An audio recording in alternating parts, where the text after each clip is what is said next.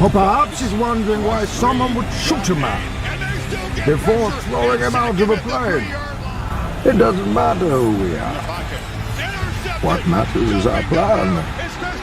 No one cared who I was till I put on the mask. It would be extremely painful for you. Of course. Dr. Palmer refused our offer in favor of yours. We had to find out what he told you. Crashing this train with no survivors. No, they expect one of us in the wreckage, brother. Yes, the fire rises. Calm down, Doctor. Now's not the time for fear. That comes later. Why are you here? I was asking you, and you brought him down here. You panicked, and your weakness has cost the lives of 3 others. Search him, then I will kill you. So show me his body. Follow him. What up, guys? It's your boy TLTV, checking in again for a quick college football update. Bama man, what can I say? I really want to talk trash, but I cannot for one simple reason. You just so happen to be saved and lucky enough to have a young man on your team by the name of Bryce Young. And in case anybody hadn't noticed, dude is nice.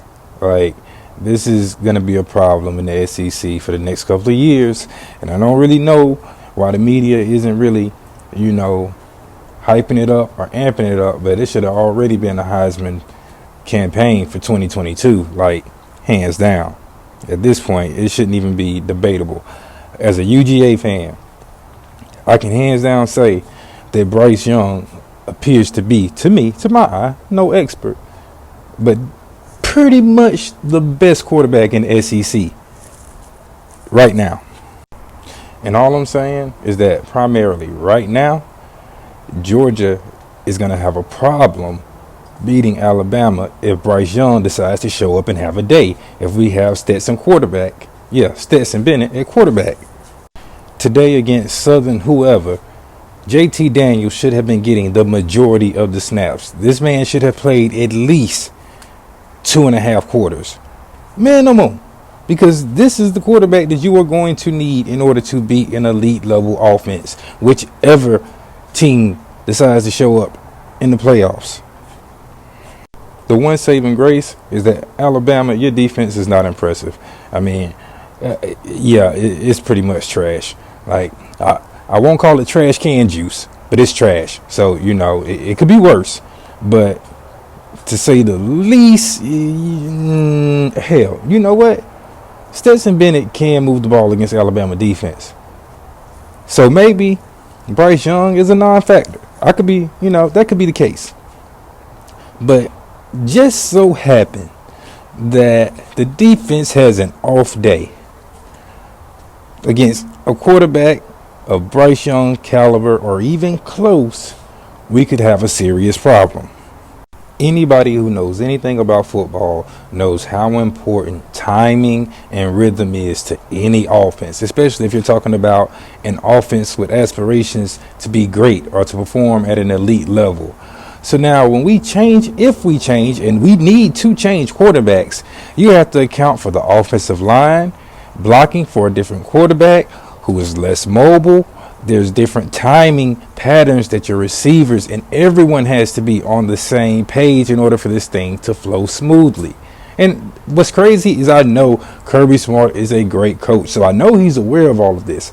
I just don't understand what the dilemma is when it comes to Stetson Bennett and JT Daniels. I jokingly say all the time when I'm talking to my friends that Stetson Bennett has to be Kirby Smart's illegitimate son. Him and Jake Fromm both. Shout out to whatever bench he's sitting on. But the one thing that I take solace in is the old football adage that offense sells tickets, but defense wins championships. And UGA most definitely has a championship caliber defense. And the beauty of the defense is that we switch in and out so many players that most times, if you're not a diehard fan or follow the team closely, you may not even notice who the starters are versus the reserves. Because, to be honest, you really have 22 legit starters for the most part on the defense, with a few positions being weaker than others. But look, I don't want to ramble too long. Today was pretty much like a scrimmage game, and next week we have Georgia Tech, which is pretty much another scrimmage game.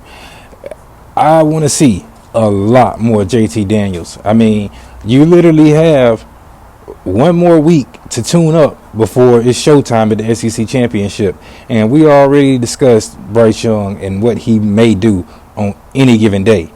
Kirby, this damn team is a race car that's built to win. At this point, all we got to do is keep it on the track. That's it. So yeah, guys, that's it. TLTV, checking out. Like, comment, subscribe. Let me know what you think in the comments. I mean, am I overreacting? Let me know. I could be.